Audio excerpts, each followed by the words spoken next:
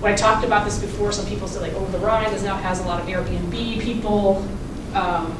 That's problematic because they're taking units off the market.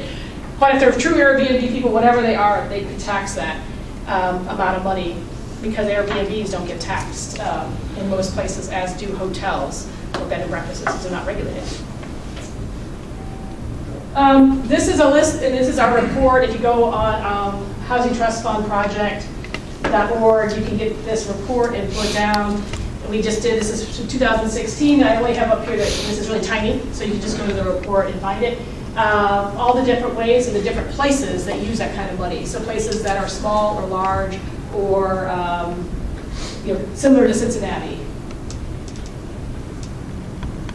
So administration is the next piece I wanted to spend a minute on. And administration is important because that's where kind of implementation of the project is. So we want to make sure that it is transparent and that we as people, because there are public dollars, are able to see what happens to those. It's not done behind closed doors. So that's why it's important that we have an oversight board that is made up of people in the community who do housing, people who do live in affordable housing, people who serve people who live in affordable housing, and they are on the oversight board. And again, usually housing trust funds have a city office, a county office, state department that is the administrator of the funds.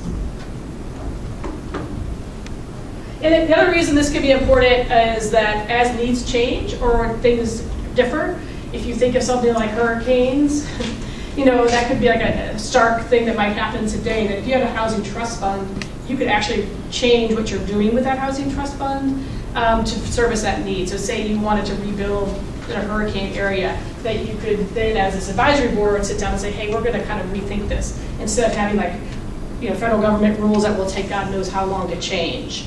That kind of thing. So that's one kind of important piece of the oversight committee, being made up of people from the community who can respond to an immediate need. Or at least much quicker than a state or federal program.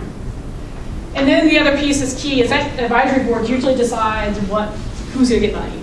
Who's going to get money? Is it going to be to grow the nonprofit sector and make capacity for those folks? Is it going to be for-profit developers, homeowners? Well, and then eligible uses. Is it going to go to homeowners? Is it going to go to repair housing? Is it going to go to preserve housing? Is it going to go to the very lowest income?